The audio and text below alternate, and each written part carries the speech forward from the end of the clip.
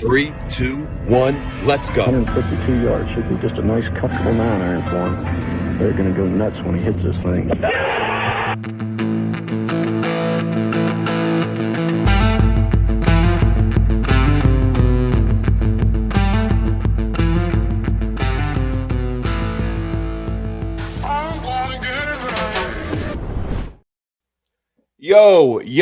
Yo, ladies and gentlemen, boys and girls, golf fans of the internet, welcome into the Preferred Lines podcast. I'm your host, Joe Idoni. The man sitting right next to me is, of course, John Hazelbauer. John, welcome to the show for the 2026 Arnold Palmer Invitational. The COG was electric. There's many words to describe it from your end, but how are you feeling tonight after what we just saw happen to Shane Lowry? Yeah, ready to turn the page is how I feel. It was just, I've stomached a lot of brutal collapses. Obviously Mito at the PGA comes to mind. Russell Henley, pretty much every time he's ever contended, and I've been on him, which is 3 or 4 or 5, several times, I've seen this happen. And as a Shane Lowry backer, you look at this field, and the reason that you bet Shane Lowry in this field is because who else is gonna beat him? Who is he really afraid of on Sunday that can challenge him? At least the last time he was in the mix, it was Sepp Straka. You could say, well, he's a good player. He's going to be on the Ryder Cup team, whatever. There was nobody else that could have really intimidated him, which is why the collapse is so shocking, because he's a major champion. Whether he wins the Cognizant or not, he's got a great legacy. He doesn't need this one. He talked about afterwards, he wanted to win in front of his daughter, and I understand that. And good on him for doing the interview. But I'm just watching this, and I'm like, you're Shane Lowry. Like, you're a veteran. You're a proven player. I know you don't win as much as you should, but why are you so nervous with Nico Echavarria down your neck? I know, it made absolutely no sense. I don't even think it made sense to him. He said he could not feel the club face anymore starting at 16 after that shot. I guess it happens to the best of us. What also happens to the best of us? Becoming a better, and you can do so over at Read the Line. You want to go for 3 winners in a row on the LPGA Tour? Follow our boy Keith Stewart. We should mention the promo code over there to become a sub at Read the Line is Lines25. What that's going to do is for $7.50 a month. $7.50 a month. It's going to get you full coverage of the PGA Tour, LPGA, TGL, all of the picks from Keith Stewart, exclusive content that we're going to provide over there as well. And we should mention that this is the very last show that is going to take place on the Preferred Lines YouTube channel. I know we've talked about it before. It's actually happening for the Players Championship. We will be over on the Read the Line YouTube channel. We are going to have the whole gang together for an ultimate players preview. John, myself, Keith Stewart, we will bring you that show next Sunday night ahead of the Players Championship. I cannot wait to get all 3 of us in the booth together talking Premier Players Championship. Yes, sir. A lot of lines to read there. If you're playing in a threesome and you've all got the same putt and you're all reading it together, it's kind of like when we were watching LAGC at TGL the other week and everyone's in it together. That's what you're getting with the 3-headed monster. Read the Line all together on one show. I mean, Joe and I do the best we can as 2 heads to break down every week on the PGA Tour. Forget about it when you have all 3 at the Players, and you guys will both be in Ponte Vedra next week. I wish I could join you, but you'll have even, I think, maybe before we record or as we're about to, Keith may be on the grounds there. So you're going to get a lot of firsthand insight from the Read the Line crew next week. Yeah, me and Keith will be hanging out a lot. We'll be at TGL tomorrow night. We'll be at TGL Tuesday night. I may see him up at the API if I decide to jet up to Orlando.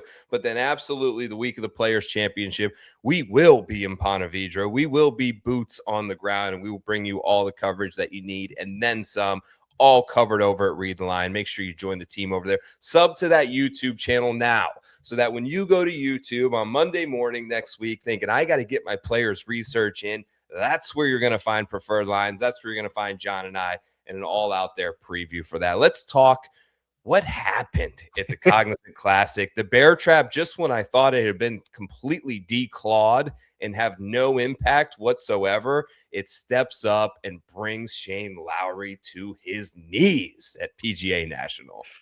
Yeah, it sure did. And I was telling you before the show, but I was prepping a take that the bear trap isn't as intimidating as it used to be. And this week, live from the tout house, as you guys all know, I took on the bear trap. I tried to birdie every hole of 15, 16, 17. And obviously it's a simulator, but it's a 180 shot on average, for the two par threes. That's not horrible for these guys. It's probably like an 8 iron for most on the PGA Tour. And then it's an easy layup, or it had become one on 16 in the middle there, where you really can't hit it more than 250 on that hole. So a lot of guys are just hitting a driving iron, which is a comfortable shot. But wasn't the case for Shane Lowry. We saw the spray charts. I think Shane Bacon tweeted this out. Everybody hit the fairway. It was just just go from point A to point B and hit a moderately difficult shot on your second shot, but water was not in play on that hole the whole week, and he shanked it. You hate to use that word, but that's the only explanation for what he did. He got away with topping a drive earlier. So just a full circus of a round from Shane Lowry, but it seemed like, luck was on his side with 3 holes to play. And then once you put one in the water, it's like the wheel, everything gets off the rails and you're moving too quick. And, it's tough. We knew what we were walking into when I bet Shane Lowry that he's not a big closer. So I'm not shocked. But the way that it went down is obviously disappointing, a little bit of a gut punch, because when you're up 3 on Nico Echavarria with 3 to play with the odds-on favorite, you're thinking that you're good. Yeah. 96% win probability. The guy couldn't even get himself into a playoff with 3 holes to go. One of the bigger collapses I can remember. You got a bigger one out there? I mean, I'm thinking the one that I think stung the most for me was, I think, Russ Henley. Maybe twice in there at the Sony and at the Wyndham for me. I had 2 epic Russ collapses, but anyone out there that stick out to you is more of a gut punch than what just happened to you this Sunday evening? So I was on Russ for both those instances, but I was on Kisner, which ended up being a better result for me on one of those Russ collapses where he didn't even make the playoff. Obviously, Mito at the PGA Championship was gut-wrenching for me, where he just needed to kind of par that last hole. They cut to his ball in the middle of the creek, which is the biggest jump scare I've ever had in my life. I yelped a noise that I'm not capable of replicating. So that was tough. That was tough. I mean, there unfortunately there have been many. I was actually thinking of Daniel Berger at this event, which I wasn't on him, but that was like an early slow burn collapse where he got out to a huge lead and then he just kind of bled it away over the weekend. But it's kind of like, at least if you're Shane Lowry, like, you're not the first person to have fell victim to a collapse here, because there's so much water, and that's what Florida golf is. Like, you're one shot away from giving it all away. I think it was actually Sepp Straka who said this at the stadium course at the Amex. Same thing. There's water everywhere. I have a big lead, but I'm one bad shot away from giving this all away. And that's what happened to Shane on Sunday, unfortunately. It makes for the most fun golf tournaments down the stretch. Give it to Florida. Shout out Nico Echavarria. John, a little salty with you, if I'm not going to lie, because I remember last week, I'm like, how about Nico? You're the Nico whisperer. I see him popping in my model, Mr. Echavarria. Can we bet Nicky Nations this week? And I didn't feel like I got enough of a compelling case to back him. I leave him off the card. Unbelievably clutch birdie there on 17 when it looked like he had overcut that thing into the water. I think Smiley said it was short. And then the fist pump, the vamos in there from Nico Echavarria. Guy has stepped up now for his 3rd PGA Tour victory, showed the ability to close in each one of those. Got to be impressed with the kid. He was the only guy. I talked to my dad earlier it was his first Sunday sweat this week, John, because he had Shane Lowry. He got to experience the heartbreak that is betting golf firsthand. And I told him, I'm looking at the leaderboard. I'm like, Lowry is a bit of a choke artist on Sunday. But the good thing is there's only like one guy on this leaderboard that I'm a little nervous of. And it's this kid, Echavarria. Everyone else, like, they don't have the stones to take down Lowry. Nico gets it done. Another win and a fitting win for him at the Cognizant Classic. Yeah, I was a little surprised how popular of a bet he was because it wasn't like an obvious trending thing. Like even Smotherman at least was trending with the irons, and that was the sell. Like if you ran a model, Smotherman was like top 5 in the approach and ball striking numbers coming in. It was just the putting that wasn't happening. And, you know, he has his connections to Florida. So you might have said a return to Bermuda, maybe he starts to putt well, and the ball strike has been great. So I understood why so many people were on Smotherman at a big number. I think the reason I didn't end up on Nico and more people did is probably just because he opened at such a big number. And by the time I saw it, it was like 50, which to me is just an okay number in this field without any obvious form. I think he had one top 10 coming off a miscut, one top 10 this season. Nothing huge to write about from a course history standpoint. So, yes, he plays well in wind. He's won in Bermuda conditions before, right? So there were some signals there. It's just the number I didn't love. And, you know, I was down in Florida, so I didn't have access to all of the books at my disposal. And by the time I got back from my travels, you know, everybody had withdrawn from this event and all the value was gone. So a lesson learned.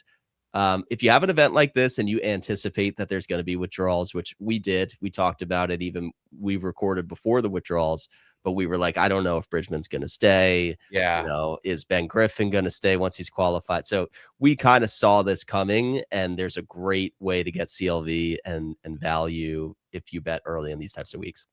Yeah, great point there, especially like where it's sandwiched on the schedule and you can kind of see this on like in the front. We knew guys were coming. We didn't know it was going to be like 3 of the top 4 in the field. But another guy I wanted to talk to you about before we get rid of the cog.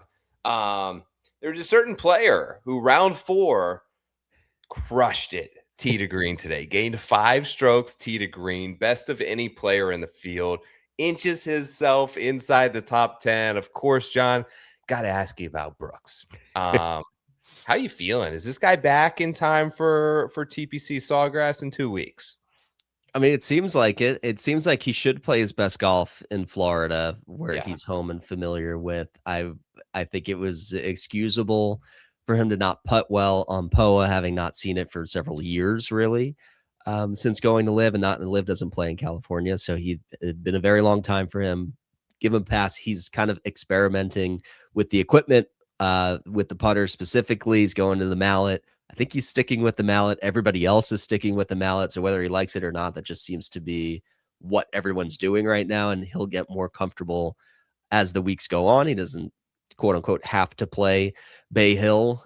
He would if he could, but he's not going to be in that field. So he has an extra week to prep, which I think is actually going to be good for Brooks, riding that momentum off of a good finish to this event. So I'm curious to see where his number lands.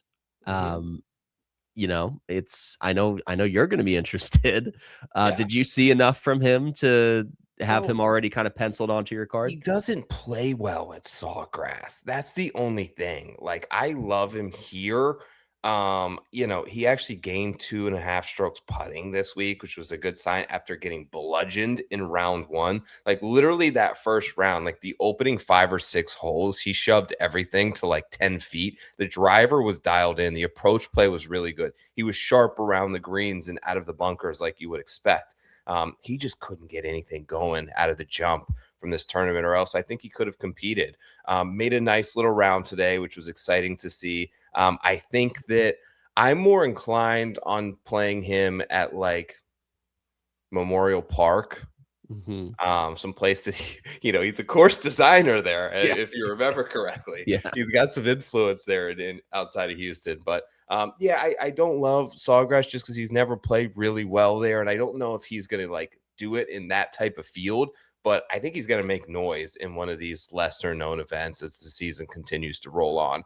Other sort of talking point. Billy Horschel, our boy, Billy Boy, the king of the SoFi Center himself, made some news this week, chirping back at fans after he had a horrible chip on 15 that went into the water. What'd you think about that? Well, at the time, I think he was tied with Lowry. And I had an outright on Billy. So I was very invested in Billy, and it kind of went out the window with that one I mean, maybe we call that a shank too. I feel like everybody who had shanks this week was on that card, so maybe I'm to blame. I like the fans giving it to him a little bit. I didn't think that was out of bounds. He had his overseed comments, and people disagreed with the overseed comments that, it's out of the course's control or it's out of the PGA Tour's control. I forget what exactly he said, but it was a little nefarious. Yeah. I had a chance to talk to Billy at TGL, which was great, and asked him about this tournament and asked him about the field, and he has so many thoughts about it. So Billy's never going to stay quiet. If you talk to him, he will talk back at you. I kind of love that about him. This is like his stretch. He's going to play all the Florida events. You got to respect him for that. A lot of the Florida guys don't do that. And having, me just spending time in Palm Beach Gardens, it's so clear how much that area revolves around golf. So it's not just that the event comes here and people pop in like you would at maybe the Genesis, where you get some casuals in the crowd. Everybody who goes to that event loves golf and they look forward to it, and they should, be supportive of Billy because he's a big name who comes here year over year. So I don't think they were like dogging him. I think they were just kind of jabbing him a little bit. And, he just shanked it into the water. He's going to be a little bit upset in the moment, but I didn't think anybody was wrong in that exchange. And I didn't hear what was said, but he's gotten into it at fans before when it was the Honda Classic. Right around that area, 15, 16, 17 is where they start serving up them dark and stormies. But listen, like the fans, I love it. Like they're into this event, and that's part of it. Like you got to be able to take it. What was it, 16 a few years ago when Justin Thomas went into the crowd and got the guy kicked out? Like, toughen up, boys. Like, shake it off. Like, this happens in every other sport where you're allowed to get chirped a little bit if you hit a bad shot. Deal with it. Stay in your lane. Play golf shots, because the fans there are starved for golf. They are a little bit juiced up and a little bit liquored up, and they may have some comments, but they're also going to cheer for you, and it's also going to get rowdy, and it's also going to be when you make an eagle on 10 like Shane Lowry did, they're going to go nuts, and people are going to scream for you. But then when you blow one into the water on 17, you're going to hear the gasps. Right. Yeah. So you can't have it both ways. So you want the crowd to be raucous. You want them to be into it. You want them to not just feel like it's some freaking networking event that's happening up top and be invested in the tournament, where you're going to get some comments from time to time. And Billy probably understands that and just needed to shake it off. I didn't like him going back to get the guys kicked out of the tournament. It depends on what was said, certainly, but it would have had to be really bad to get the police involved and have someone escorted out. Yeah, no, I thought the comments were just, kind of maybe mocking the overseed stuff, or like blaming the shank on the overseed, which is totally innocent. That's like a they know ball type of chirp. Yes. Which was my critique of the fans at the Ryder Cup. Like there was a lot of lazy, FUs out of the crowd, which is not, like try to put some effort into the jeer. Like if you're gonna make fun of Matt Fitzpatrick, maybe make fun of that he's wearing Skechers, and don't just say like F you, like get under his skin in a creative way. Yeah, you weren't talking about his love life or dropping F-bombs. You're talking about some agronomy stuff. Like they know ball. Yeah, exactly. So I'm in defense of the fans there. HSBC Women's World Championship. Just a quick shout out to our boy Keith Stewart, who continues to dominate. Hannah Green over there gets it done on the winning card over at Read the Line. If you were a subscriber, you got the newsletter, you had to pick in there. 27-1, 2 weeks in a row on the LPGA Tour. John, I love doing this show, but we should probably maybe scale back our picks a little bit, because we've seen what's happening to them, and probably put a little more, eggs in the basket of whatever Keith Stewart's taking on the LPGA. Yeah, I mean, just drop the 750. You get not only the men's insights, you also get the women's insights. And listen, we spend all of our time on men's. Keith, I don't know where he finds the time in the day. I truly don't, because he's traveling everywhere too. He's on the grounds everywhere, every day of the week. But he does men's and women's, so nobody grinds the LPGA Tour harder than Keith. And as much as we think we know what we're doing on the PGA Tour, I tend to not sub to anybody else's services because I trust my own research process. Yeah. It's not the case with the LPGA. I don't know what I'm doing. And I'm glad we're under the Read the Line umbrella now, because I could just take a peek over there and see what Keith is saying, tail his picks. He's got a great track record already. He knows exactly what he's doing. So have you seen this man's handwritten notes? I just saw them at TGL together Oh with my you on god. Monday. Like, we're out here building stat models and all this kind of stuff. He is literally handwriting stat models. It's insane.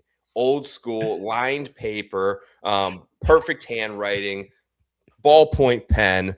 Dude's getting it done and he's picking winner. Shout out Keith Stewart. How about we do a little bullish or bearish before we get into the API? You ready to go this week? Hit me. You started off, brother. I'll hit What do you. you I'll hit let's get positive because of what just happened with Shane Lowry. We thought you had a ticket in the bag. He completely blows it. What are you excited about? What are you buying this week in the world of professional sports or whatever you want to talk about tonight? Yeah, I want to talk about MLB. We're gonna do a little hard pivot. Baseball. We'll come back. We'll come back to some golf takes in a little bit, but I want to talk about MLB because when I was last week, I was in Palm Beach Gardens, spring training in town. I played a round of golf in the morning. Then I checked out a Houston Astros spring training game. Saw the ABS system in person. So necessary. Long time needed. I think we talked about the pitch clock being, not you and I, but in general, like baseball talk was like, oh, the pitch clock, I don't like it. And then they implemented it. It was great because it sped up the game, didn't change anything. So we need robot umpires.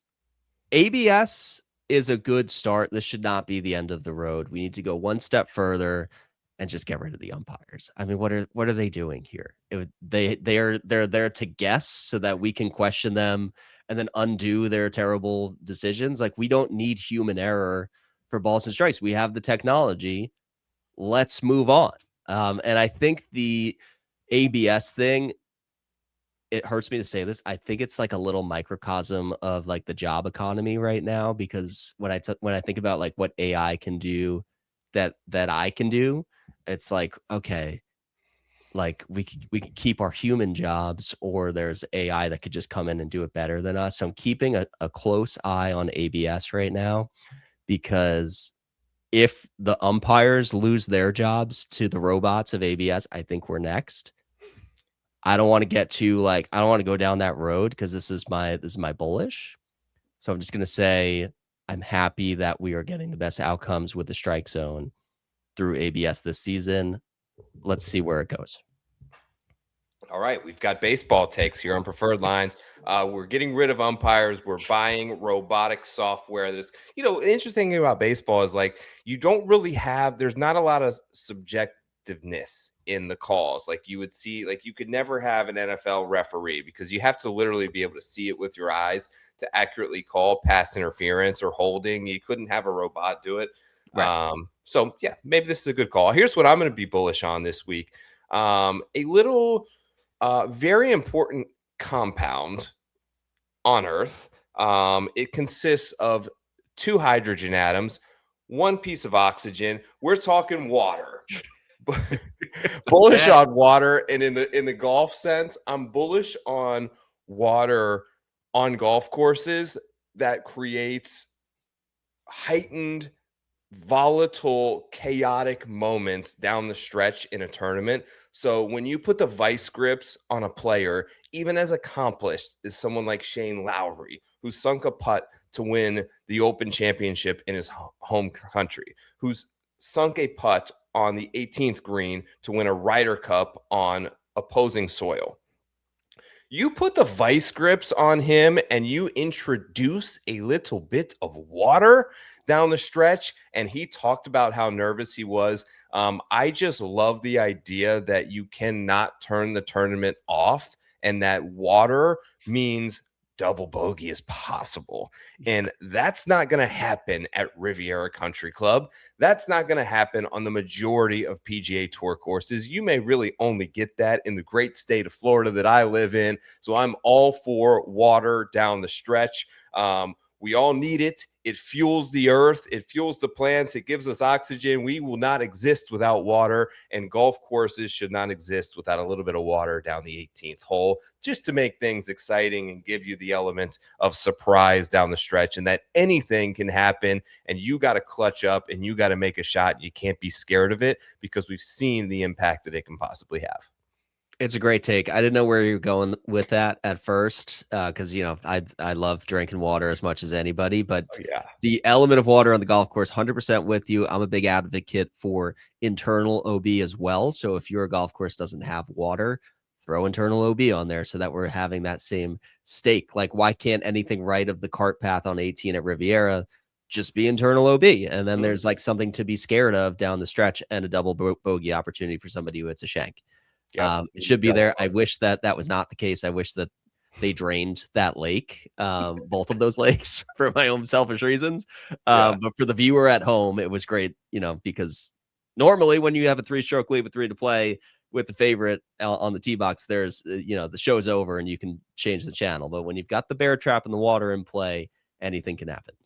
Even water that's not really in play, as you can see, because no one else hit it there on 16 all weekend.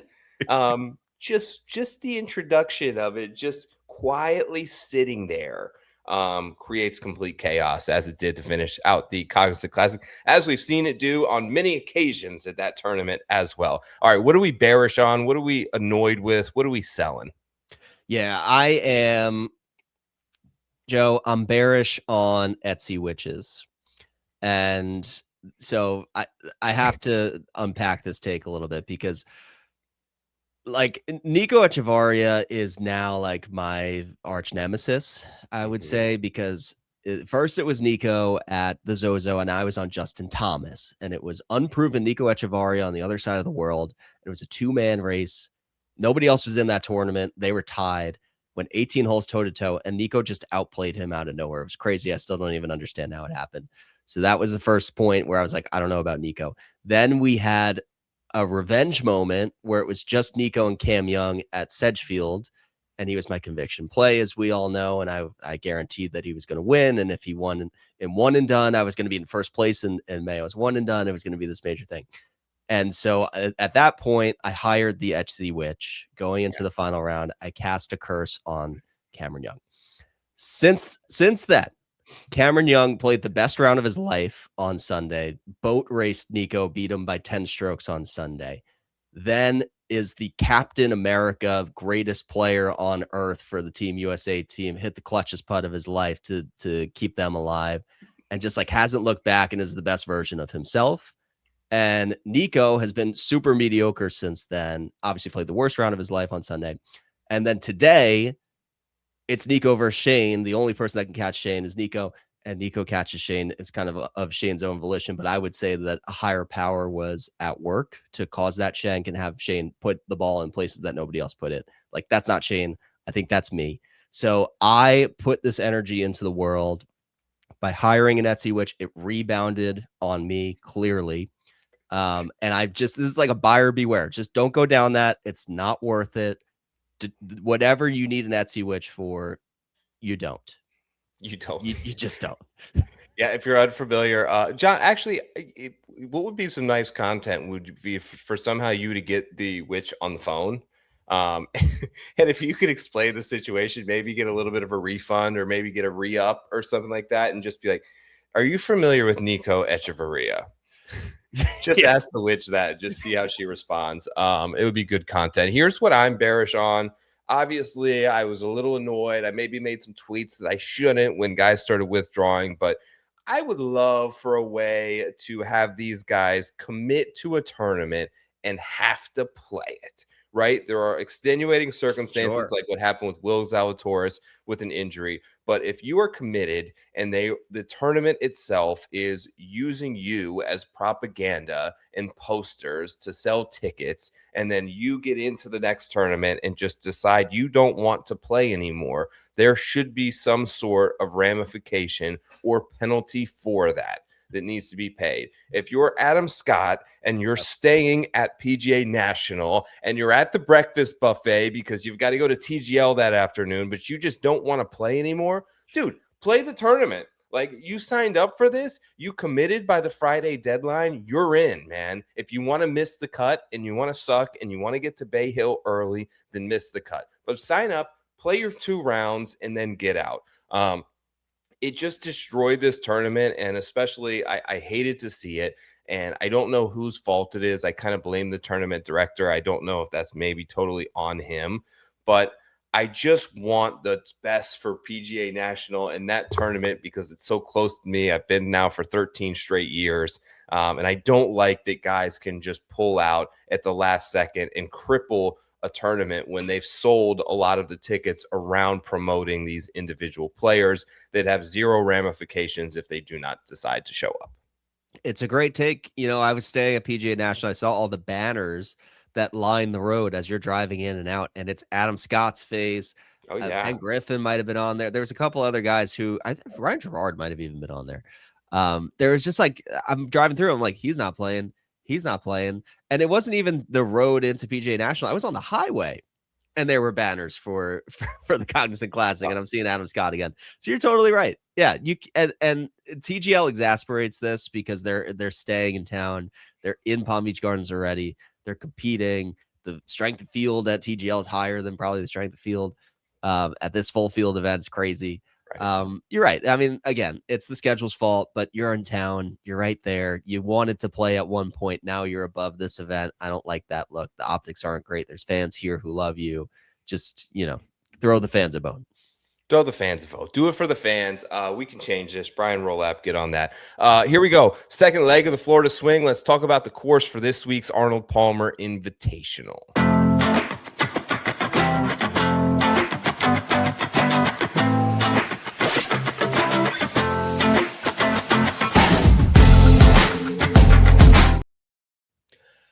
All right, baby. Here we go. Bay Hill, par 72, 7,466 yards. Of course, we get those Tiff Eagle, Bermuda grass, lightning quick greens back in play this week. Ton of bunkers at Bay Hill. Water on about half the holes.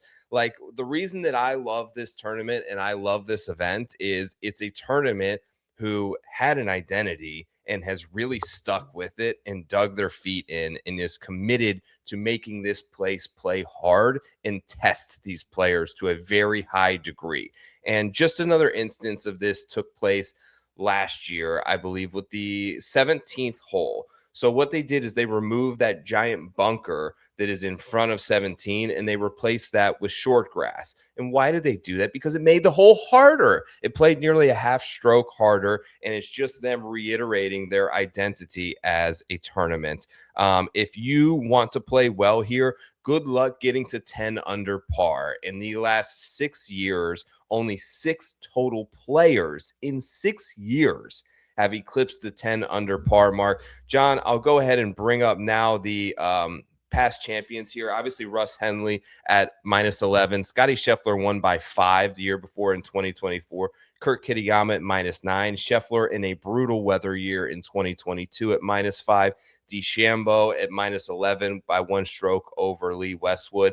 And then Tyrrell Hatton that year was kind of a brutal. I don't remember. I think it was Saturday that year, which was just complete carnage. But Tyrrell got in at -4 under par. Those are the recent winners, John. What do you have to add in terms of your main points of emphasis or notes on the course that is Bay Hill? Yeah, tough grind, as you said. I mean, 3 single-digit winners over the last 6 years, as we can see here.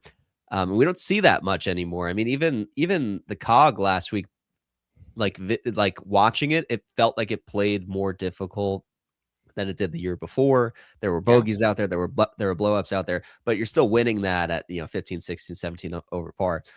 Here, if you go through the leaderboards, if you shoot even for the week, that's been good for a top 20 most years at this event. So we're back to par as a good score, course management. Don't freak out if you have a bogey. Everybody's making bogeys. That's the kind of conditions that we get at majors. That's what golf fans love to see. That's the biggest misconception from the PGA Tour, that we love birdies. We don't. We like 2-shot swings. We like difficult shots, and hitting difficult shots being rewarded when other people can't hit those difficult shots. You separate from them. That's what we get this week. It's that juxtaposition too of like long course with almost impossibly thick rough. So if you're missing the fairway frequently, you're really struggling and scrambling out here. If you have that combination of elite driving distance and you're keeping it in the fairway, you have such an advantage here.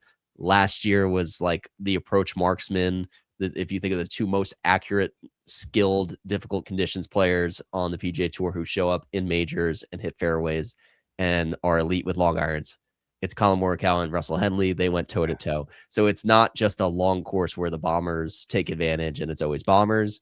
It definitely has been advantage bombers long term. Rory and Bryson have started to take that carry distance advantage where they're going over trees. Obviously, we have the 6 hole with Bryson making that famous, going and cutting off that angle. Nobody else is really doing that. You can kind of pick how much you want to take off of it.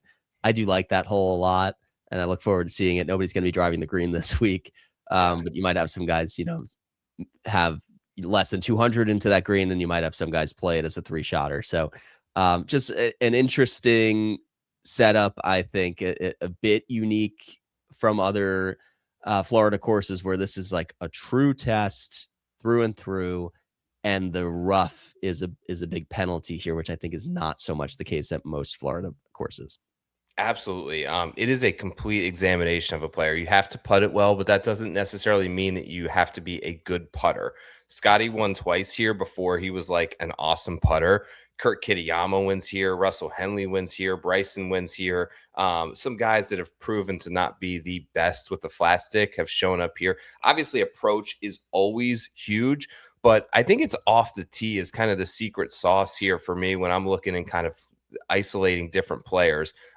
Short game is so important because you miss a ton of greens in regulation here, but the off the tee is where you can approach you can gain minimally per hole. Off the tee, you can completely eject out of this tournament very quickly, and you can either gain a ton or get absolutely slayed and crushed if you start hitting some in the water and you're dropping way back, or you're in the rough, because you mentioned how thick that they keep the rough. We got a ton of rain last night, which you saw some of the rough spots today at PGA National. Like all of that overseed, which had been pretty sparse down here, is now full, right? Because it was the most rain we have received in probably 3 months down here. So I would expect the rough to be pretty gnarly and difficult to judge. And you just cannot make birdies from the rough on this golf course. 40% difference between birdie or better percentage from the rough on an average PGA Tour course and Bay Hill. It's almost impossible to make birdies from the rough. That's why it's so important to come in from the fairways and have a shot at holding some of these difficult greens. And that approach proximity bucket is much more extended than we see at a lot of the other tournaments throughout the Florida swing. 175 to 225 yards. 5-year average 64%, nearly 2/3 of approach shots come from within that range. That's about 10 to 12% higher than PGA Tour norm. So roughly 2 more approach shots per round coming from 175 to 225. I think that's the most important range. So I'm leaning a little bit more on off the tee. That doesn't necessarily mean distance. In this case, it is a blend of distance times accuracy, because playing from the fairway is extremely important if you want to avoid bogeys and give yourself opportunities from 10 to 15 feet to make a birdie. Yeah, totally agree on those points. And another thing that impacts, I think where I'm going to land with my card this week is how severe the wind is going to be. We saw that in the year that Scotty Scheffler picked up his first win here. Victor Hovland had that tournament, and then all of a sudden it became such a wind event that it became a scrambling contest, which is Victor Hovland's worst nightmare, right? And he was hitting good shots, and it was just impossible to hold those greens. And no matter where you were on the course, you were scrambling and trying to get up and down. And that's, a significant advantage, Scotty Scheffler over Victor. So I took a look at the weather now. It's looking like standard, like baseline up to 10 miles an hour. You got gusts up to, 18 to 20 certain days. Wind will be a factor. It doesn't seem like it's going to be like we're going to lose the course type of wind. Mm-hmm. It's interesting in Orlando. It's mainland Florida. It's not on the coast, but it's always windy here, and there's water everywhere anyway, despite it being mainland. So I don't really know another course like this that has that kind of makeup. Might make it a little tricky to read the winds when it's not obviously coming off of a coast. And that I think might lend itself to why we've seen such sticky history here, and guys who've been able to figure it out repeat it. 8 of the last 9 winners had a finish of T15 or better before they won. So that doesn't happen anywhere else, you know. So they were in the thick of it. They were battle tested. They didn't get it done, but they learned something, and then they applied that and got it done. Russell Henley finished T5, I believe, the year before he won. So you really ideally you want to see that the guy has faced this course, understood the assignment, and come back, you know, knowing a game plan. Absolutely. Yeah. The biggest litmus test, I think, for guys heading to Augusta in major championship season on the PGA Tour schedule is, are they able to effectively control their golf ball over at Bay Hill? Of course, if you want more detailed, in-depth look at the golf course and the stats that are most correlated to success, you can check out John's article, which is up now. Everything you need to know about the Arnold Palmer Invitational. Without further ado, unless you got anything else in the course, John, you want to get into the board, talk some picks? Yeah, let's do it. All right.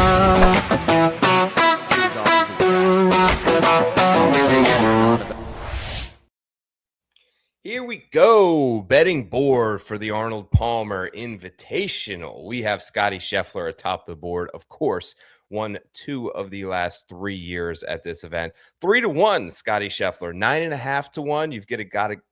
You can grab a guy who's won this tournament before and played very well in Florida in Mr. Rory McIlroy. 17 to 1, Tommy Fleetwood. 22 to 1, Xander Schauffele. You get Matt Fitzpatrick at 27 to 1, and then just inside of 30 to 1 on the early odds released this week, Hideki Matsuyama and defending champion Mr. Russ Bus Henley at 29 to 1. First impressions of the top of the board, Mr.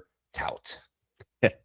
Yeah, I mean, I feel like a broken record when we have the signature events that feature both Scheffler and Rory, but I keep asking, when are we going to get the Sunday showdown between world number 1 and world number 2? And if there's any event on the calendar, it has to be this one, because this is Rory's favorite event.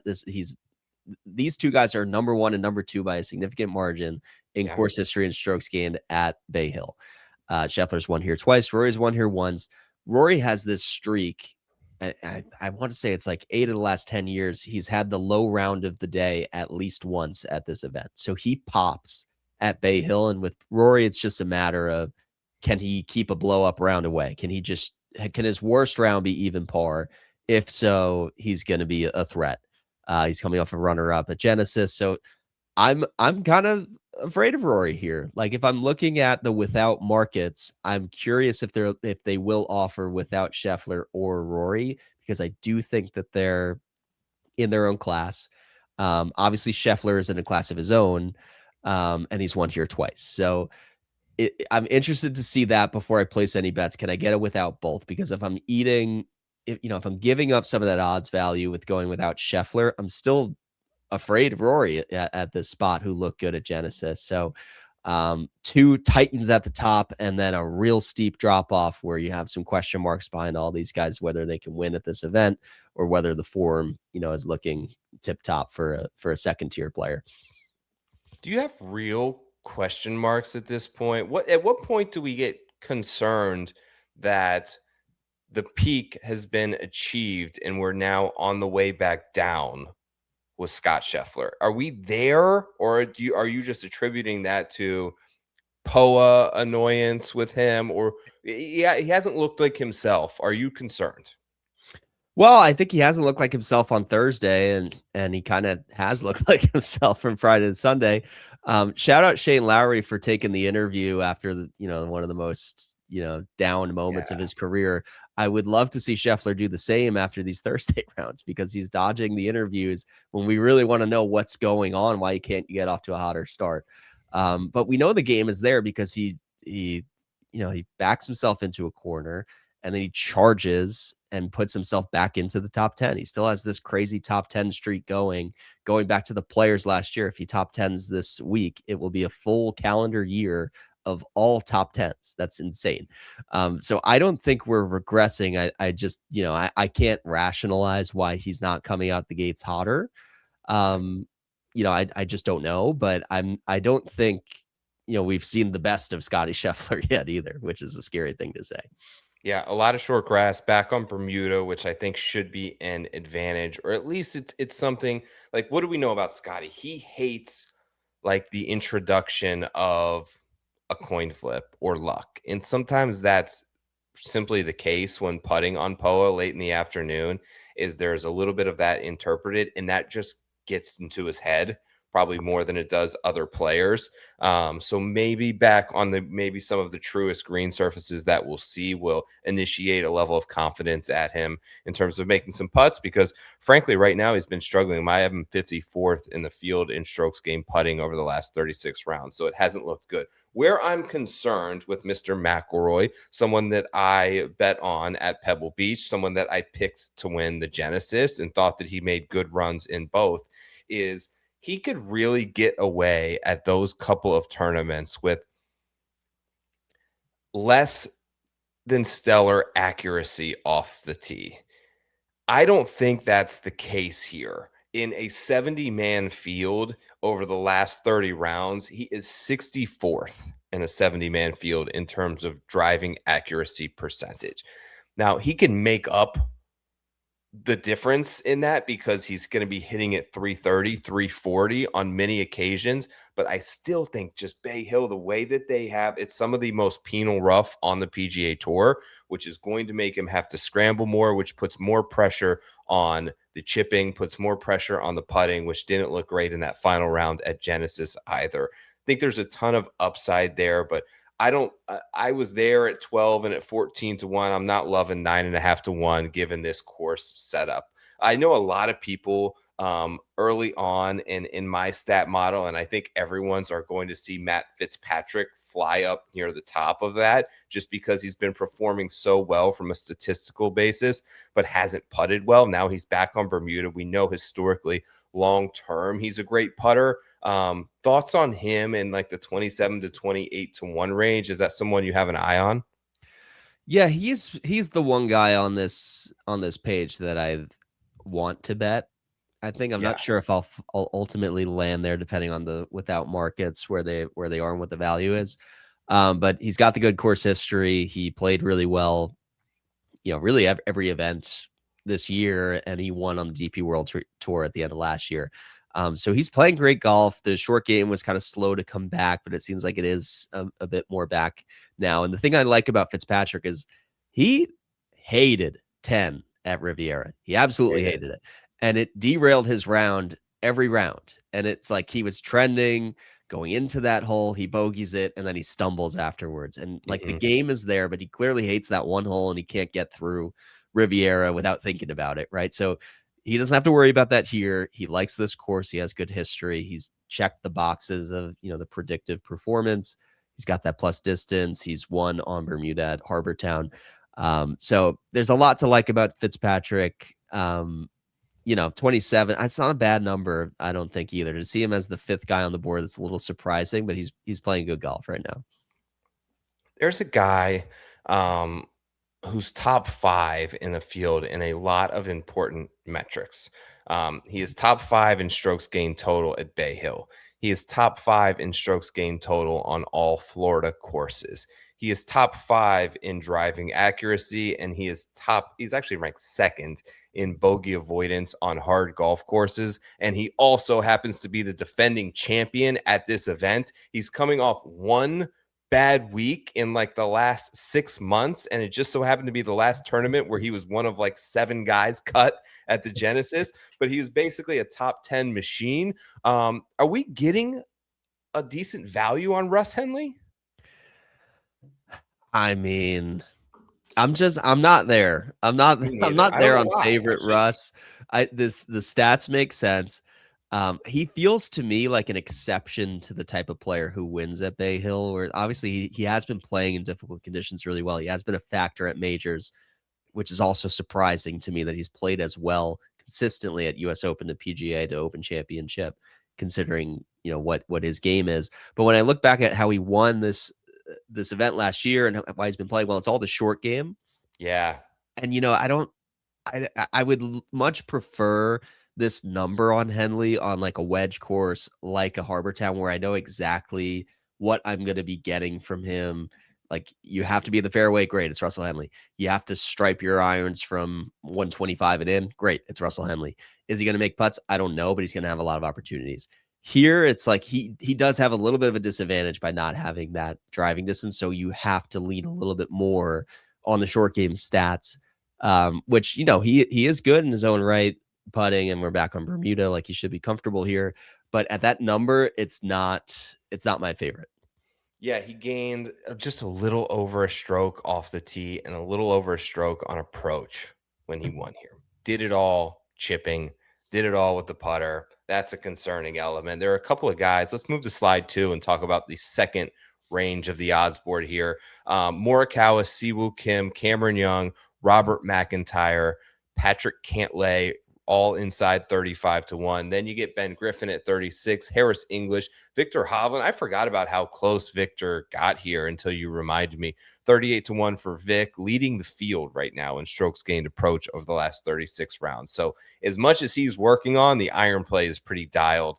Jake Knapp, 38-1, 40-1 on Sam Burns, 41-1 on Ludwig Oberg, 42 on past champion Kurt Kitayama, two-time winner this season Chris Gotterup, and now a newly cemented Florida native Chris Gotterup at 45-1, and then you get Ricky Fowler. Let's start here, John, because I saw the header of your article. We were on a text communication this week, and we're like, it's time, like it's Ludwig time. We saw him. He looked pretty good at TGL. He showed signs of life in the last two tournaments, both at Pebble and at Genesis. While he wasn't able to string that together for 72 holes, it feels like the breadcrumbs are being dropped, and this is a value proposition spot.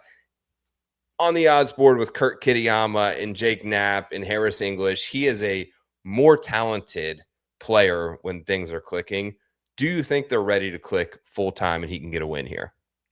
Yeah, I think the narrative has gotten completely out of control with Ludwig. Like, the narrative on Ludwig right now is he's lost and he shanked that shot at Genesis and we haven't seen him in contention, which, okay, if that's the narrative, that's how we got to 41-1. But the reality is he still looks his normal, like, last year self in TGL. The swing looks perfect. He has the swing of a robot who you're shocked if it doesn't go exactly where it's supposed to go. He hits the ball dead straight on a line. That's how he won his last event at Torrey Pines. There's a lot of Torrey Pines in Bay Hill. Bay Hill is essentially the Torrey Pines of the East, the Torrey Pines of Florida, whatever you want to say. So if you can win at Torrey Pines, you're a good fit here. He doesn't check that box of a top 15 before here, but he's finished top 25 in 3 straight. Each of his first 3 appearances here, one of those being as an AM when he was still in college, getting invited here and still finishing top 25, which was, you know, more impressive back then than in the signature events and the limited fields we see now. And you know what? The form isn't that bad. He gained across all 4 strokes gained categories in each of his last 2 starts. Had a top 25 finish, I believe, in his most recent one at the Genesis. So the breadcrumbs are top 20. The breadcrumbs are there. The fit is there. And I honestly, I think it's as simple as there's something in the water in California. There's something that he's eating. He has an allergy he hasn't figured out yet. But I'm calling this a California specific problem because he has an illness. Every year he goes to California, the last 2 years. He won despite this illness. He battled through it. Like, good on him for winning in California while dealing with this, throwing up on the course the first time he was at Torrey Pines, coming back and winning. I think it's a clean slate. I think we see the best golf from Ludwig this time of year. Once we get into March, April, he's always been a factor at Augusta, and I think it's the same thing happening here again. So I will gladly take the buy low spot on Lud at 41. I think it's a great number. Absolutely agree with everything you said there. He's got whatever the flu that's going around the PGA Tour. He's got the antibodies built up at this point. Ludwig's, he's already been through the system, and the game's coming back together. And I love him on Florida golf courses, although he doesn't play them as much as he probably should. We were talking last week. In my head, I'm thinking anything north of 35-1 is a play for me. And DraftKings released the early odds. We get 41 in on Ludwig as well. I won't repeat a lot of the great points that you made there. The 2 names here at the top, I'm going to take one of these two guys. Yep. It should probably be Colin, but I'm thinking like maybe Zig when everyone zags and like everyone's off Siwoo Kim now, and he's still striking it so fantastically, and a guy that potentially let everyone down. But driving accuracy is there, number 2 in the field. He is really proficient at long iron approach shots, whether he is hitting a 5-wood, a 3-wood, a hybrid, a 4-iron. He's still striping the ball, and he's won on Pete Dye courses that typically have a lot of water on them. Like when you look at the Amex, there's a lot of water down the stretch there. Obviously, you look at Sawgrass, there's a lot of water there. I just think that he's still in control of his golf ball to a very high degree, and we may be getting a little bit of discount there, but it's also hard to ignore Colin Morikawa as he comes into the fold and now is extremely confident in his ball striking ability. He's got the win. He seems a bit freed up, and this might be a little bit of a redemption spot for Colin Morikawa, where everything went wrong last year. He could totally reset the path by winning this event. Yeah, I am leaning Morikawa as well, and I probably swore myself off of betting Morikawa anymore after, his second start of the year or whatever. But he's figured it out, and again, another guy we heard, in the interviews at TGL in person, he's talking about being an artist out there, seeing shot and hitting shots. And that's somebody who, is completely free in his game and, isn't battling anything, right? I mean, he's just, if he's standing over a 150 to 200 yard approach shot, he's not overthinking it. He's just stepping up and hitting it because he's in a groove right now. He's got his confidence back, getting that long overdue win. And it's a redemption spot, as you said. He really should have won this event last year. It was bad luck that Henley chips in, from a bad spot. It wasn't even like if that didn't go in the hole, Henley's chip, it might have been going off the green. So it's not even like he executed a great chip. He just found the flag. It fell in. And it's kind of shell shocking. Morikawa needed to birdie that hole, and he didn't, if I recall. So it's not like he choked by any means. But there was opportunity for him to, take that to a playoff. In any case, I think this is a redemption tour for him. I'm with you. I think it's a good spot for him. He's not missing fairways right now, and the long irons are great. So that's a combination that's, always going to do well at Bay Hill. He's not missing fairways. The ball striking is really good. Does he suck around the greens? Yes. But I just think look, I think everyone is going to run to Matt Fitzpatrick this week at 27-1. And in my opinion, if you're going that route, you should be going to Colin Morikawa at 30-1. Both of them, I mean, you're going to gravitate toward Fitz because of the ball striking numbers. Number 1 in the field over the last 4 tournaments. Colin's number 2. And he's right there with him. And if you think that driving accuracy is an extremely important thing that could outweigh potentially what happens with the short game, which I do, I like Colin to keep it in the fairway and be able to hit a lot of those iron shots from the short grass versus I think Fitz's miss is typically left, and left is a problem at Bay Hill. So he's got to keep it in the fairway, which isn't necessarily one of his strengths as a player right now. I'm a little drawn to Goddard, although the form has been slipping a little bit, but at 45-1, I'm looking at a guy who's won like 4 times in the last 2 years. It seems pretty solid. Let's go ahead to page 3 though, because we get Justin Thomas back competing in his first PGA Tour event. He's there at 50-1. Can I talk you into Shane Lowry at 48-1? Probably not, but he's there with Adam Scott and Mav McNeely. Minwoo Lee, Jason Day's won here before at 50-1. Justin Rose is the winner this season at 55. Keegan, Spieth, Cootie, Spawn, the Bridge Man, Akshay Bhatia, Alex Noren. What sticks out to you here on page 3, John? Yeah, I mean, I'm going to keep going back to that TGL press conference. I think it's so valuable to hear from these guys in person and, unfiltered. I'm targeting against JT this week. He does not sound like he has the answers right now, and he just needs a spot to get warm before the Players and before the Masters. So I don't think he has any expectations for himself. He's just trying to get 4 rounds in and move on and see what he can learn about his game. Still very fresh off of that surgery. So I would highly advise looking at those matchups this week, because if I see Minwoo versus Justin Thomas, or I'm not going to say Shane Lowry, if I see Jason Day versus Justin Thomas, I'm taking the other side of that, because this is like a let's see what we got kind of week for him.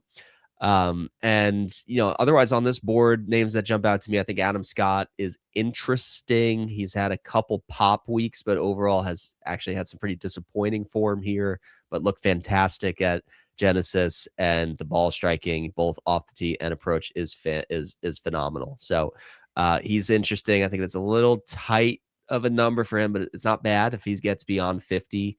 I'm thinking about it. I think Justin Rose looked like a perfect golfer and is a top 5 player in the world at 54-1 with good history here. I don't know if you remember the Bryson year. He like hit 2 in the water and then just like walked off the course.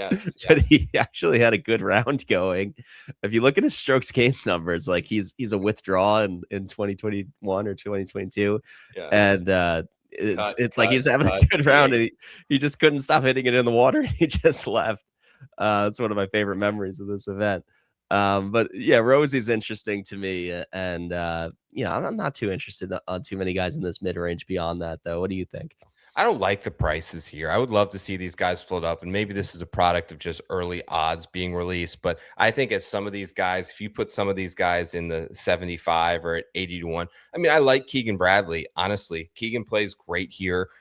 Going back to his last 5 starts, 10th, 11th, 10th, 36th, 5th. At this event. He's so good around the greens right now and chipping, and really an underrated player in that regard. Obviously comfortable, makes his home here in Florida, comfortable in Florida golf, comfortable on this golf course, really good long iron player. I think this could be a good spot, but I think 54-1 is too cheap for me. You put that up to 65 or 70, and I could be interested in a few of these guys. Moving on to our final page, we get to some of those bigger names. Here's your favorite this week, Ryan Gerard at 66-1. Sepp Straka's there at 70. Nikolai Højgaard made a nice run today at 75-1. Both Højgaards made a nice run today. Bunch of names here if you're with us on the YouTube channel that you can see. Daniel Berger's at 90. Taylor Pendrith is back at 78-1. Moving all the way up to Kevin Waugh at 230-1. John, is this a tournament, being a signature event, that you would feel even comfortable firing a long shot or two? I mean, after seeing what Jacob Bridgman did in the last signature event, it's like anything can happen, right? Like, I don't think Kevin Roy's going to win this week at 230-1, but there's guys on this page that I'm very comfortable, throwing some bets on. You've got the poster boy on this page, on this slide here, Sepp Straka. I think it's a very disrespectful number for somebody who's won in Florida, who's got multiple wins on Bermuda, and is a Georgia guy by way of Austria himself. Ball striking clinician, like just on a line, dead straight. I love that here. Streaky Bermuda putter. So I like Straka quite a bit. Corey Connors, like insane course history here. We haven't seen the Corey Connors that we're used to seeing. Yeah, the form is not what you want to see, but his course history is like staggering here. It's like here in Augusta, he just shows up and is great. So 76, don't love it. But if Corey Connors gets to like 100, which he might, I'm interested in that. And then if you want to take some bombs here, Hao Tong Lee's still ball striking it pretty well. I think he needs to figure out the Bermuda thing and the putting thing. But, the ball striking is very good. Tony Finau, 145. I don't hate that. And Hisatsune, they're not dropping his number. He keeps, top 20 every week. They're not dropping his number. So I don't hate that either. Yeah, these guys for me more so a top 20 range. Although I did take Sepp Straka. You mentioned obviously a previous winner, excuse me, of the Cog, T5 here last year, T2 at Pebble just 2 starts ago. Really good long iron player, relatively accurate, and a guy that I think is stacked enough wins where you could feel comfortable with him maybe bringing down under the pressure of a signature event. Ryan Gerard.